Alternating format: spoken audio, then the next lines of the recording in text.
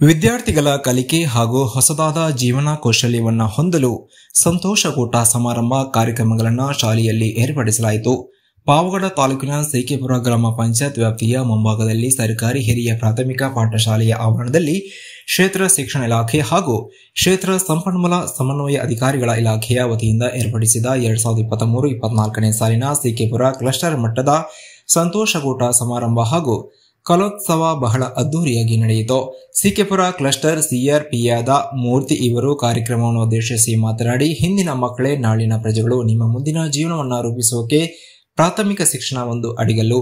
ಈ ಹಂತದಲ್ಲಿ ಉತ್ತಮ ಶಿಕ್ಷಣ ಪಡೆದರೆ ಮುಂದಿನ ಹಂತದಲ್ಲಿ ನಿಮ್ಮ ವಿದ್ಯಾಭ್ಯಾಸಕ್ಕೆ ಸಹಕಾರಿಯಾಗಲಿದೆ ಎಂದು ಸ್ಫೂರ್ತಿ ತುಂಬಿದರು. ಇದೇ ವೇಳೆ ಶಾಲೆಯ ಶಿಕ್ಷಕರಾದ ಲಕ್ಷ್ಮೀನಾರಾಯಣ ಹಾಗೂ ಶ್ರೀನಿವಾಸ್ ಇವರನ್ನ ಬೀಳ್ಕೊಟ್ಟು ಸನ್ಮಾನಿಸಲಾಯಿತು. ಈ ಸಂದರ್ಭದಲ್ಲಿ ಮುಖ್ಯ ಶಿಕ್ಷಕರಾದ ವಿಶ್ವೇಶ್ವರಯ್ಯ, ಎಸ್ಡಿಎಂಸಿ ಅಧ್ಯಕ್ಷ ನರಸಿಂಹಪ್ಪ, ಶಿಕ್ಷಕರಾದ ಪೃಥ್ವಿರಾಜ್, ಸರಸ್ವತಿ ಶಿಕ್ಷಕಿ ರಾಮಪ್ಪ, ಮಾಜಿ ಎಸ್ಡಿಎಂಸಿ ಅಧ್ಯಕ್ಷರು ನಾಗರಾಜು, ನಿವೃತ್ತ ಶಿಕ್ಷಕರು ಹನುಮಂತರಾಯಪ್ಪ, ಕಲಾವಿದ ಸಿಕೆಪುರ, ಮಹಾಲಿಂಗಪ್ಪ, ಗ್ರಾಮ ಪಂಚಾಯತ್ ಸದಸ್ಯರು, ಊರಿನ ಗ್ರಾಮಸ್ಥರು, ವಿದ್ಯಾರ್ಥಿಗಳು ಇದ್ದರು. ವರದಿ ರಾಮಪ್ಪ, ಸಿಕೆಪುರ. ಕೇಂದ್ರ ಶಾಲೆ ಸರ್ಕಾರಿ ಹಿರಿಯ ಪ್ರಾಥಮಿಕ ಶಾಲೆ ಸಿಕೆಪುರ ಇಲ್ಲಿ ಹಮ್ಮಿಕೊಂಡಿರ್ತಕ್ಕಂಥದ್ದು ತುಂಬಾ ಸ್ವಾಗತಾರ್ಹ. ಇಂತಹ ಒಂದು ಸಂತೋಷಕೂಟ ಸಮಾರಂಭವನ್ನ ಯಾರಿಗೋಸ್ಕರ ಹಮ್ಮಿಕೊಂಡಿದ್ದೀವಿ? ನಿಮಗೋಸ್ಕರ. ನೀವೆಲ್ಲ ಇಂದಿನ ಮಕ್ಕಳೇ ನಾಳಿನ ಪ್ರಜೆಗಳು. ನಾಳೆ ನೀವು ಏನು ಭಾವಿ ಭಾರತದ ಒಂದು ಭವಿಷ್ಯದ ಬುನಾದಿಗಳು. ನೀವು ಯಾರು ಪ್ರಧಾನಿ ಆಗ್ತಿರೋ, ಯಾರು ವಿಜ್ಞಾನಿ ಆಗ್ತಿರೋ, ಯಾರು ಒಬ್ಬ ದೊಡ್ಡ ರಾಜಕೀಯ ಮುತ್ಸದ್ದಿ ಆಗ್ತಿರೋ ಗೊತ್ತಿಲ್ಲ. ಹಾಗಾಗಿ ಬೆಳೆಯುವ ಪೈರು ಮೊಳಕೆಯಲ್ಲಿ ಅಂದ ಹಾಗೆ ನಮ್ಮಲ್ಲಿ ಇರ್ತಕ್ಕಂಥ ಒಂದು ಏನು ಸ್ಕಿಲ್ಸ್ ಅಂತ ಕರಿತೀವಿ, ಕೌಶಲ್ಯ ಅಂತ ಇದೆ, ಅದನ್ನ ನಾವು ಬೆಳವಣಿಗೆ ಮಾಡ್ಕೊಂಡ್ಬಿಟ್ಟು ನಮ್ಮ ಮುಂದಿನ ಜೀವನವನ್ನ ರೂಪಿಸ್ಲಿಕ್ಕೆ ಈ ಒಂದು ಪ್ರಾಥಮಿಕ ಶಿಕ್ಷಣ ಒಂದು ಅಡಿಗಲ್ಲು ಅಂತ ಹೇಳ್ಬೋದು. ಈ ಒಂದು ಪ್ರಾಥಮಿಕ ಹಂತದಲ್ಲಿ ನೀವು ಕ್ರಮವಾದ ಒಂದು ಶಿಕ್ಷಣವನ್ನು ಪಡೆದಿದ್ದೇ ಆದರೆ ಮುಂದಿನ ಹಂತದಲ್ಲಿ ನೀವು ಹೆಚ್ಚು ಹೆಚ್ಚು ವಿದ್ಯಾಭ್ಯಾಸ ಮಾಡಲಿಕ್ಕೆ ಅನುಕೂಲ ಆಗುತ್ತೆ. ಈ ಒಂದು ಸಂದರ್ಭದಲ್ಲಿ ನೀವು ನಮ್ಮ ಪ್ರಾಥಮಿಕ ಶಾಲಾ ಶಿಕ್ಷಣ ಮತ್ತೆ ಶಿಕ್ಷಕರು, ಹಲೋ ಮಕ್ಕಳು ಕೇಳಿಲಿ, ಪ್ರಾಥಮಿಕ ಶಿಕ್ಷಣ ಏನಿದೆ ಒಂದು ಬುನಾದಿ.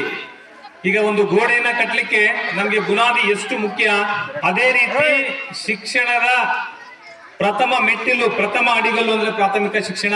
ನೀವು ಇಲ್ಲಿ ಏನು ಶಿಕ್ಷಣ ಪಡೆದಿದ್ದೀರಾ, ಈ ಒಂದು ಶಿಕ್ಷಣ ನೀವು ಮುಂದೆ ಇದರ ಮೇಲೆ ಒಂದು ತಳಹದಿಯ ಆಧಾರದ ಮೇಲೆ ನಿಮ್ಮ ಒಂದು ಕೌಶಲ್ಯ, ನಿಮ್ಮ ಒಂದು ಸಾಮರ್ಥ್ಯದ ಮೇಲೆ ಬೆಳವಣಿಗೆ ಮಾಡ್ಕೊಂಡ್ರೆ ನೀವು ಉತ್ತಮ ಪ್ರಜೆಗಳಾಗಿ ಬದುಕಲಿಕ್ಕೆ ಸಾಧ್ಯ ಆಗುತ್ತೆ.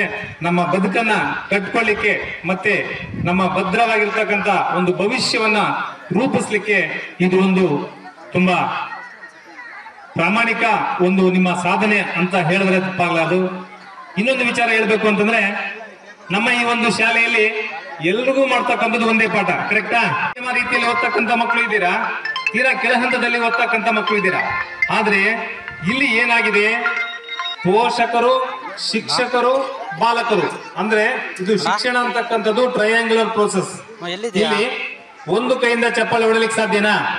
ಇಲ್ಲಿ ಜೋರ ಹೊಡಿರಿ, ಒಂದು ಕೈಲಿ ಚಪ್ಪಾಳೆ ಆಗಲ್ಲ, ಇನ್ನೊಂದು ಕೈಲಿ ಹೊಡಿರಿ ಆಗಲ್ಲ, ಎರಡು ಕೈಲಿ ಚಪ್ಪಾಳೆ ಹೊಡಿರಿ.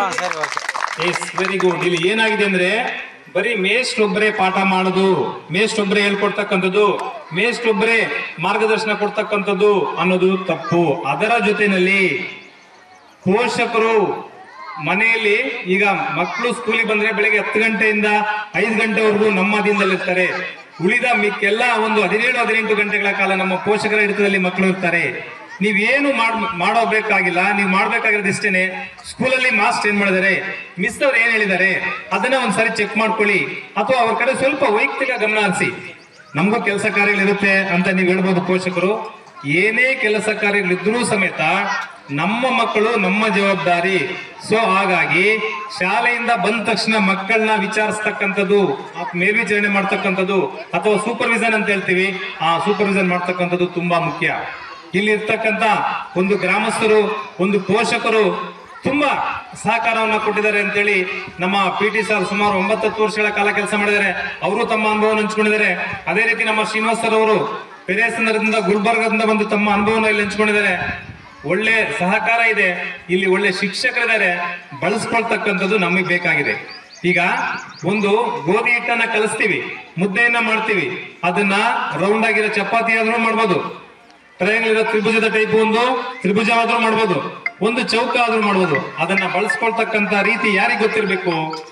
ನಮಗೆ ಗೊತ್ತಿರ್ಬೇಕು. ಸೊ ಹಾಗಾಗಿ ಇಲ್ಲಿ ಇರ್ತಕ್ಕಂಥ ಎಲ್ಲ ಶಿಕ್ಷಕರು, ಎಲ್ಲ ಸಮುದಾಯದವರು ಒಳ್ಳೆ ಸಹಕಾರ ಕೊಟ್ಟರೆ ಖಂಡಿತ ನಿಮ್ಮ ಪ್ರಗತಿ ಆಗ್ಲಿಕ್ಕೆ ಸಾಧ್ಯ ಆಗುತ್ತೆ. ನಮ್ಮ ಪಿ ಟಿ ಮಾಸ್ಟರ್ ಹೇಳ್ತಾ ಇದ್ರು, ರಿತು ಅಂತಕ್ಕಂಥ ಹುಡುಗಿ ಮತ್ತೆ ನಮ್ಮ ಶಾಲೆಯಲ್ಲಿ ಇರ್ತಕ್ಕಂಥ ಮಕ್ಕಳು ಜಿಲ್ಲಾ ಮಟ್ಟಕ್ಕೆ ರಾಜ್ಯ ಮಟ್ಟಕ್ಕೆ ಆಯ್ಕೆ ಆಗಿದ್ದಾರೆ. ತುಂಬಾ ಸಂತೋಷ ಆಯ್ತು. ಎಲ್ಲರಲ್ಲೂ ಪ್ರತಿಭೆ ಇದೆ. ಆ ಪ್ರತಿಭೆಯನ್ನ ಉಳಿಸಿ ಬೆಳೆಸ್ತಕ್ಕಂಥ ಜವಾಬ್ದಾರಿ ಯಾರ್ದು ಅಂದ್ರೆ ನಮ್ಮ ಪೋಷಕರದು. ಇಲ್ಲಿ ನೋಡಿ, ಚಂದನ ಮತ್ತು ತಂಡ. ಚಂದನ ಹೇಳಿದೆಯಮ್ಮ, 7ನೇ ತರಗತಿ ಚಂದನ ಮತ್ತು ತಂಡ. ಆ ವಿದ್ಯಾರ್ಥಿನಿ ಮತ್ತು ಅವ್ರ ತಂಡದವರು ಮಾಡಿರ್ತಕ್ಕಂಥ ಒಂದು ಚಟುವಟಿಕೆಗಳು ನಿನ್ನೆ ತೊರೆಯಕ್ಕೆ ಇಷ್ಟನೇ ಇರಲಿಲ್ಲ ಒಂದು. ಆದರೆ ಸರ್ಕಾರದ ಒಂದು ಆದೇಶದ ಅನ್ವಯ ನೀವು ಹೋಗಲೇಬೇಕು, ಬೇರೆ ಶಾಲೆಗೆ ಹೋಗಲೇಬೇಕು ಅಂತ ಒಂದು ಆದೇಶ ಕೊಟ್ಟಾಗ ನಾನು ಹೋಗೋಕ್ಕೆ ತಯಾರಾಗಿ ಮುಂದಿನ ಒಂದು ಶಾಲೆಗೆ ಆಯ್ಕೆ ಮಾಡ್ಕೊಂಡಿದ್ದಾಯಿತು. ನಾನು 2014 ಜುಲೈ 11ನೇ ತಾರೀಕು ಕೌನ್ಸಿಲಿಂಗ್ ಹೋದಾಗ ಇಲ್ಲಿ ಹನುಮಂತರಾಯಪ್ಪ ಅಂತ ಇದ್ರು, ಅದೇ ನಮ್ಮ ಪಿ ಟೀಚರ್ ಹನುಮಂತರಾಯಪ್ಪ ಅಂತ TH. ಕೌನ್ಸಿಲಿಂಗಲ್ಲಿ ನಾನು ಅವ್ರಿಗೆ ಫೋನ್ ಮಾಡಿದೆ, ಅಣ್ಣ ಹೆಂಗೆ ಸಿಕೆಪುರ ನಾನು ಹಿಂಗೆ ಹೋಗೋಣ ಅಂತ ಇದ್ದೀನಿ, ನಿಮ್ಮ ಅಭಿಲಾಷೆ ಏನೈತೆ ಹೇಳ್ರಿ ಅಂದರು. ಪರವಾಗಿಲ್ಲ, ಭಾಳ ಚೆನ್ನಾಗಿದೆ, ಟೀಚರ್ಸ್ ಎಲ್ಲ ಒಳ್ಳೆ ಸಹಕಾರ ಕೊಡ್ತಾರೆ, ನೀವು ದಯವಿಟ್ಟು ಹೋಗ್ರಿ ಅಂದರು. ಇನ್ನೊಬ್ಬ ಮಾಸ್ಟರ್ಗೆ ಫೋನ್ ಮಾಡಿದೆ, ರಾಮನಾಥ್ ಅಂತ ಹೇಳಿ ಒಬ್ಬ PE ಟೀಚರ್ಗೆ, ಇಲ್ಲೇ ಅವರು ಇಬ್ಬರಂತೆ ವಾಸ. ಅವರು ಫೋನ್ ಮಾಡಿದಾಗ, ನೋಡಪ್ಪ ಸಿಕ್ಕೆಪುರ ಭಾಳ ಸೆನ್ಸಿಟಿವ್ ಇದೆ, ಅಲ್ಲಿ ಈಗಾಗಲೇ 2 ವಿಕೆಟ್ ಬಿದ್ದೋಗಿದೆ, ಅಂದರೆ ಸಸ್ಪೆಂಡ್ ಆಗಿದ್ದಾರೆ, ನೀನ್ಯಾಕೆ ಅಲ್ಲಿ ಹೋಗ್ತೀಯಾ ಅಂತ ಒಂದು ಮಾತಂದ್ರು.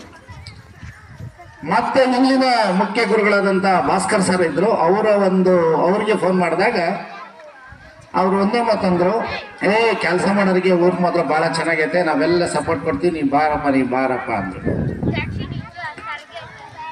ಅಲ್ಲಪ್ಪ 2 ವಿಕೆಟ್ ಬಿದ್ದೋಗೈತೆ ಅಂತ ಹೇಳ್ತಾವ್ರೆ, ಹೆಂಗೆ ಏನು ಅಂತ ಕೇಳಿದಾಗ, ಕೆಲಸ ಮಾಡೋರು ಎಲ್ಲಿದ್ರು ನಮ್ಗೆ ಹೆಸರು ಇದ್ದೇ ಇರುತ್ತೆ, ಏನು ತೊಂದರೆ ಇಲ್ಲ, ಆರಾಮಾಗಿ ಬರ್ರಿ ಅಂತ ಹೇಳಿದಾಗ